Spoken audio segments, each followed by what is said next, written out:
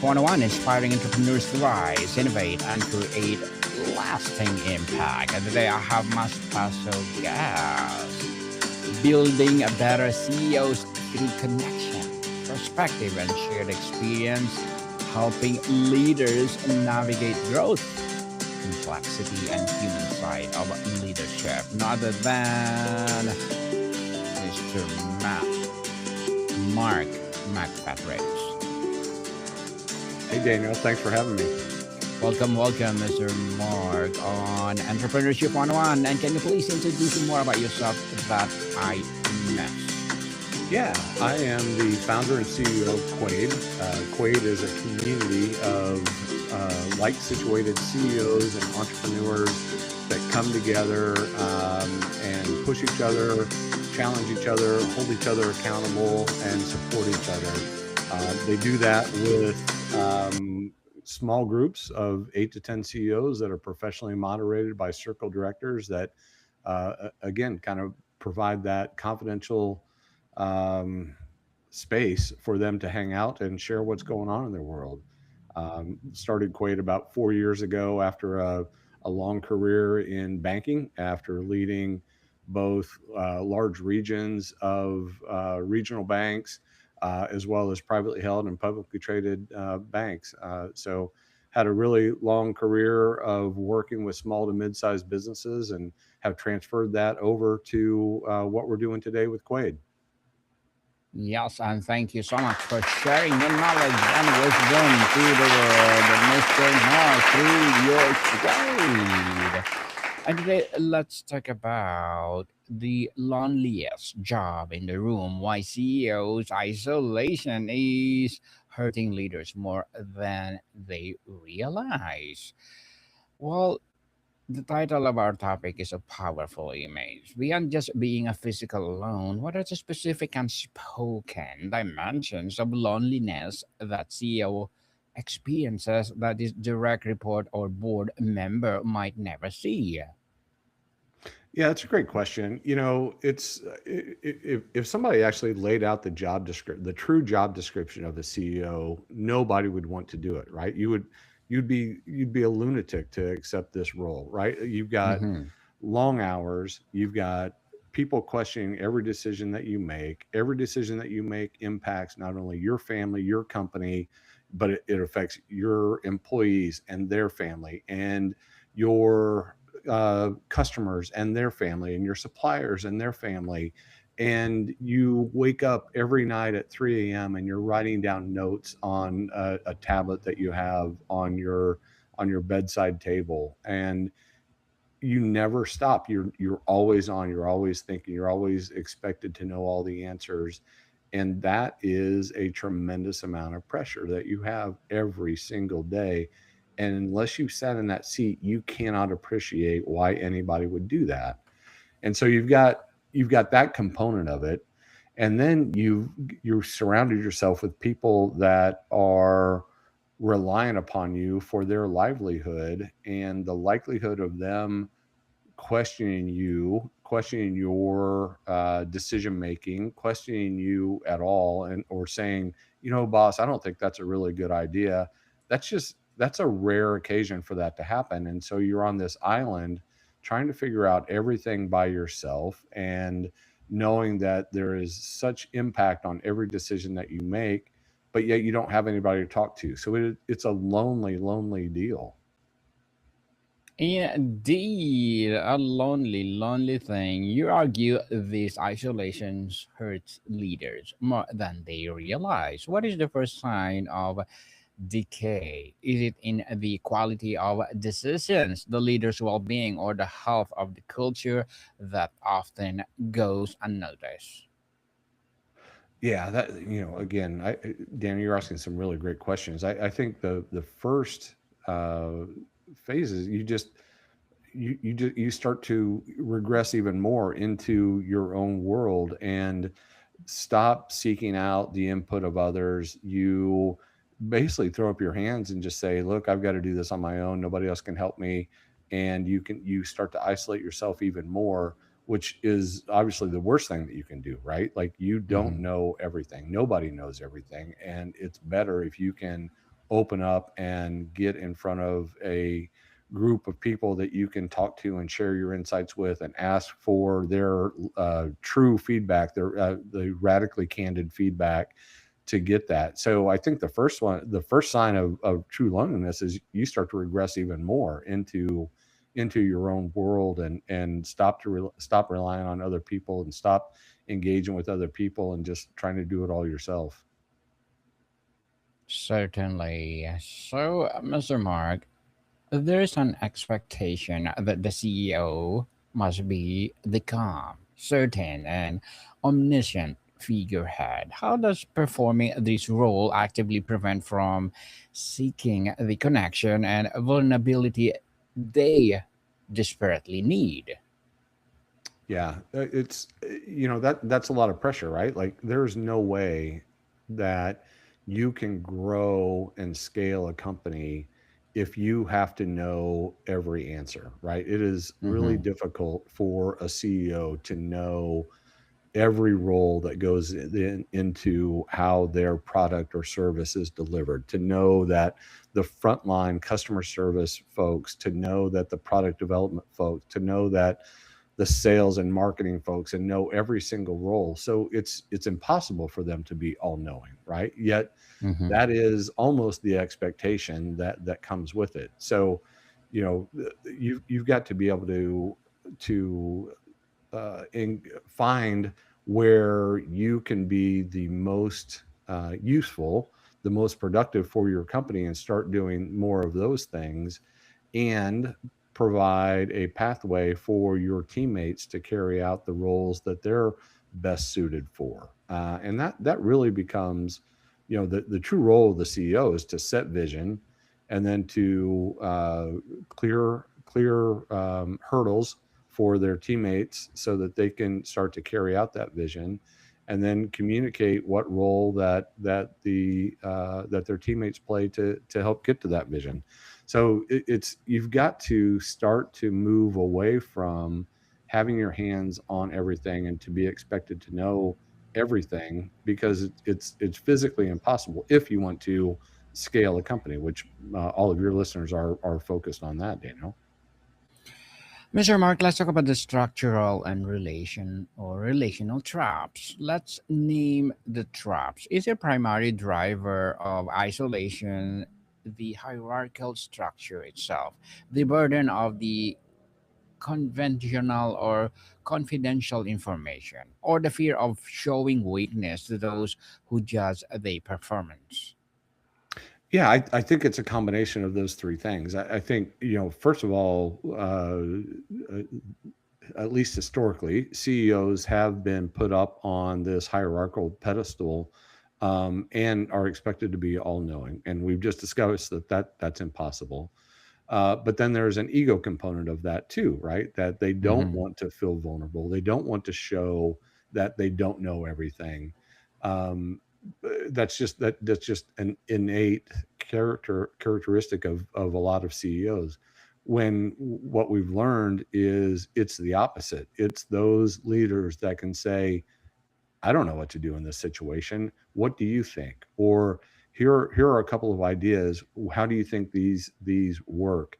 How would you implement them? What does it look like for our customers? What does it look like for our employees? What does it look like for our vendors? That type of thing.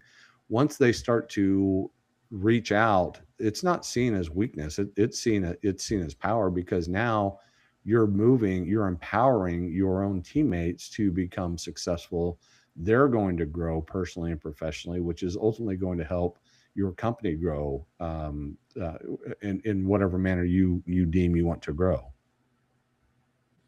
Certainly. So, Mr. Mark, the board is meant to be a sounding board, yet it can be a source of profound isolation. How does the shift from mentorship to governance change the relationship, and what it gets lost in the translation? Well, I think, obviously a board of directors of a company has a fiscal responsibility to help make the right decisions. And so this again goes into that hierarchical pedestal piece that we talked about, where the CEO is still supposed to know everything, And again, we can't. We keep focusing on that. You can't know everything, but most or a lot of CEOs would find it very difficult to go to their board members or their board of directors meeting and say, "Man, I'm really struggling here. I don't know what to do." That's that's a pretty like you've got to be really confident in yourself and comfortable with yourself to be able to say that to your board of directors. And so if you can't do that and you don't have a group of people or a confidant or a mentor outside of the organization that you can be 100% honest with, man, that is really going to put a burden on your back to live and to lead. Mm-hmm. Definitely. Many CEOs turn to peers, but that can be tricky, right, Mr. Mark? What are the pitfalls of a CEO only peer groups, and how can they be structured to move beyond performance benchmarking to genuine trust based counsel? Yeah, I think the key to having a successful CEO peer group is to find people that are like situated, meaning they're of the same title, right? They're CEOs or they're entrepreneurs or they're business owners. They're generally in the same revenue stratosphere. They're generally in the same number of employees.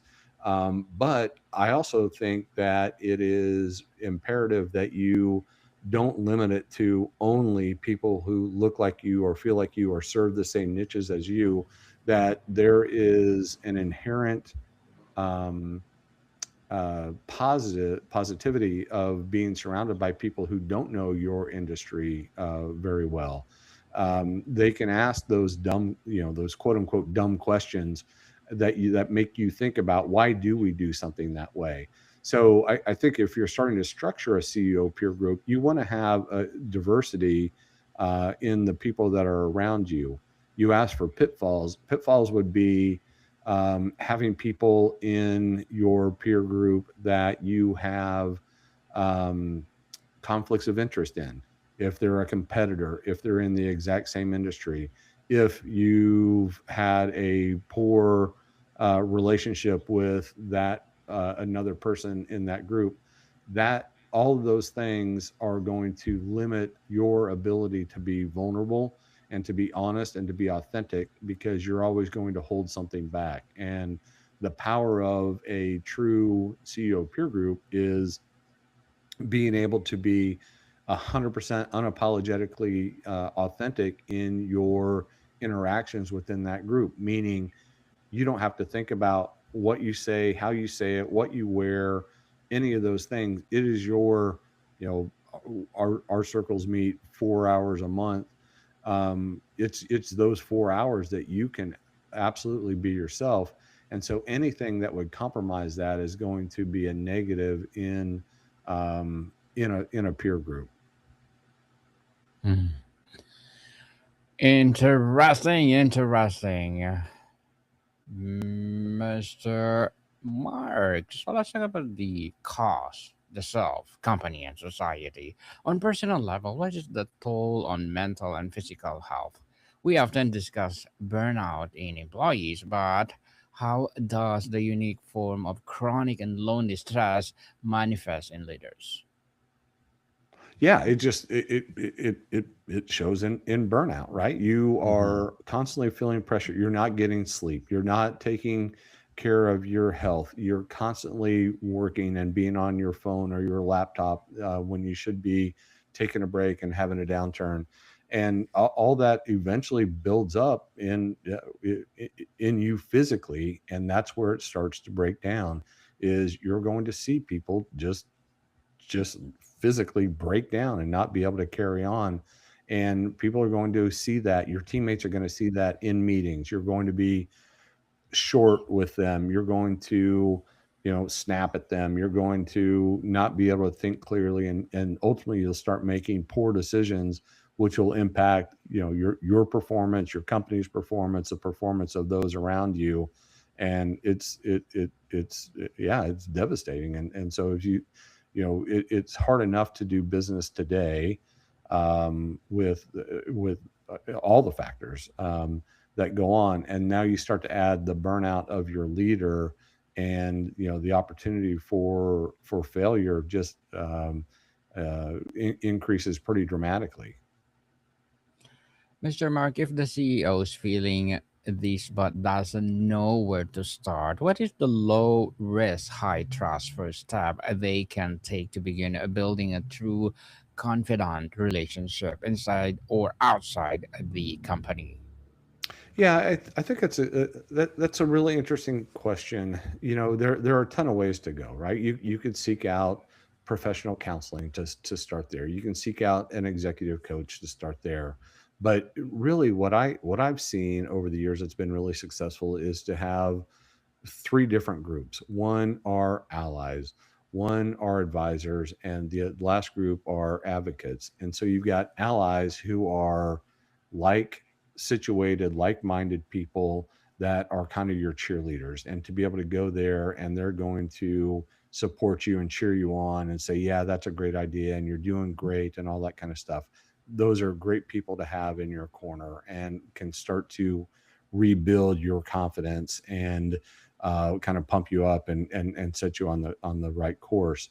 The advisor piece, those are mentors. Those are folks who are going to be really um, candid with you, and they're going to say, "Hey, I hear what you're saying. That's a good idea. I think you can do more. I think you can push a little bit harder. I think you could go here." Or if you have that relationship, they can say, "I think that's a dumb idea. I don't know that you should go down that path." But the real folks that you need are those advocates that are able to see something in you that other people can't see. They're going to be very candid with you. They're going to say, "Hey, when I was in your situation, I did X, Y, and Z, and that's how, and X and Y is where I screwed up, but Z worked out really well." They're also talking about you in rooms that you're not in a positive manner. So they're highlighting you and promoting you and all those types of things. So, Daniel, in my mind, I think, reach if you're not going to reach out to professional counseling or hire an executive coach, you're going to rely on these groups of allies. You're going to rely on these groups of advisors, and you're going to rely on these groups of advocates to help get you through whatever you're going through. For a board chairs or investors who see this happening, what is the tactful, effective intervention, Mr. Mike? How can they create a container for a CEO's vulnerability without compromising the governance duty? Yeah, that's really good. I think if you're doing your job right, you're going to understand as a board member, you're going to understand the uniqueness of a pressure-filled CEO role, and you're going to acknowledge that they need a support system outside of the board of directors, outside of the company, and whether that's a CEO peer group, whether that's an executive coach, whatever that has to be on the list of things that they consider to provide support and to put your CEO in a position to be successful. Hmm, definitely. So, Mr. Mark, how can a CEO build a personal board of directors, a diverse, trusted group for different needs like strategy or personal or crisis? And what are the rules of engagement for such a group? Yeah, I think it starts with self-awareness, right? I think you have to understand who you are. You have to understand your strengths and your weaknesses. You have to understand what are things that you love to do and you're good at, or things that you love to do but you don't have the skill set yet. You have to understand, even more importantly, the things that you're not very good at, and that you hate to do, and start doing less of that. So once you have that self awareness, you understand how you communicate, you understand all the things that go around that, then you start filling in those gaps, those things where you're not as strong. And you find people, again, that I believe they need to be like situated. So I think they have to be other CEOs or certainly on a similar professional level, you start filling in those gaps with people that have the skill sets that you don't, or who are stronger in an area that you don't. And if you're willing to do that, then it becomes a really powerful tool for you. You ask about rules of engagement. I think for that type of group to be successful, you've got to meet on a regular basis. It can't just be an ad hoc piece. It needs to be, we're going to come together on the third Monday of every month, and we're going to take 2 hours, and it's going to need a pretty consistent agenda of focusing on things that are the biggest opportunities that you're facing right now, or the biggest challenges that you're facing right now. And there has to be some components that are takeaways that you're going to commit to accomplish between now and when that group meets again. If you're able to do that, now you have some pieces of accountability built in, and that's where kind of the magic happens of bringing a group like that together. Looking forward, Mr. Mark, what are the emerging leaders like VPs, founders not being thought about this aspect of the top job? What should they be doing now to build a relational infrastructure they'll need later? Yeah, I think it's very similar to what we just talked about. I think first and foremost, you've got to have that self-awareness of your strengths and weaknesses, and continue to start building relationships with people that can accentuate your strengths or help you negate your weaknesses, and start to build that and start to understand how powerful vulnerability is, and open yourself up to new experiences so that you continue to grow personally and professionally before you move into that next leadership role. Because as we've talked about, you have to understand how lonely it is and how much stress and pressure that goes into that. And you've got to want to do that, right? That's not something that you just go, yeah, I think I'll be a CEO tomorrow. That's a horrible way to go into it, because that's just at risk of failure. So it is a pretty strenuous path to prepare yourself to want to get into that role, and then ultimately to be successful in that role. Mr. Mark, before we wrap up our discussion for today, I'm inviting you to please do listen to my other podcast, people, because my abstract essay is already in a sixth season, abstract poetry in a third season, and of course, my book 101 review in sixth season as well, comedy 101 in its third season, and my food 101 in sixth season as well, geography 101, love letters, movie 101 review, music 101 our fifth season, science 101, sex 101 in its fourth season, trivia 101, law 101, mental health 101, motivation 101, entrepreneurship 101, and of course Bible verses 101 are my baby podcasts, so please listen to them wherever you listen your podcast. So, Mr. Mark, to end on one note of hope, when leaders successfully navigate one or out of this isolation, what is the qualitative change in their leadership, their decision making, and their own humanity? What do they and their organizations gain? Oh, I think if leaders are willing to join a CEO peer group, and they're willing to be vulnerable, and they're willing to challenge themselves and open up to radical, candid conversations with their folks, you become a better leader, you become a better parent, you become a better spouse, you become a better community participant, and your world just accelerates beyond anything that you've ever thought of before. Well, Mr. Mark, thank you so much for sharing your knowledge and wisdom to the world. So, can you please invite our listeners to support your Kuwait, your projects that you want to promote on Entrepreneurship 101? Yeah, absolutely. You can visit quadecircle.com and learn more about joining one of our CEO circles. Or you can also learn about how to lead your own Quade practice and lead other CEOs and entrepreneurs. Really excited about this opportunity. You can find me on LinkedIn at Mark McFatridge, or you can go to quadecircle.com and learn more about everything we're up to. Yes, people, let's support Mr. Mark McFatridge, because if you support him, for sure, more and more empowering way to rise. So, Mr. Mark, thank you so much for your time. Daniel, thanks for the time. I appreciate it. What up, people? See you soon.